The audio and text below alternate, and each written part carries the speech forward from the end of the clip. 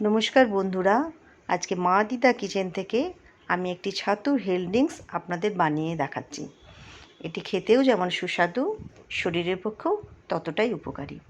প্রথমে একটা বড় কাপ নেবেন, তাতে 5 চামচ আপনারা টক দই নেবেন।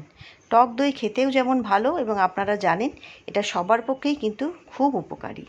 5 চামচ টক দই নেওয়ার পর এর সাথে 2 চামচ ছাতু মেশাবেন। আপনারা যে ছাতু খান বাড়িতে সেই ছাতু দিলেই হবে।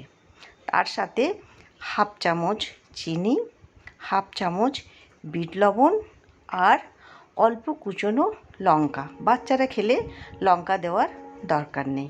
তার সাথে অল্প পেঁয়াজের কুচি আর অল্প শসার কুচি মিশিয়ে নেবেন। দেখবেন শসা এবং পেঁয়াজের কুচিটা যেন একটু মিহি হয়, তাহলে মুখে যখন পড়বে খাওয়ার সময় ভালোই লাগবে। এরপর এই মিশ্রণটি ভালো করে চামচ দিয়ে মিশিয়ে নেবেন, যাতে জল দেওয়ার সময় ভালো করে এগুলো মিশে যায়। এরপর এর সাথে পরিমাণ মতো ঠান্ডা জল দিয়ে গুলে নিলেই আপনাদের হেলথ ড্রিঙ্কস রেডি হয়ে যাবে। এটা খাওয়ার সময় যখন পেঁয়াজ আর শসাগুলো মুখে পড়বে তখন ভালোই লাগবে খেতে। মনে রাখবেন এটা সবাই খেতে পারবে।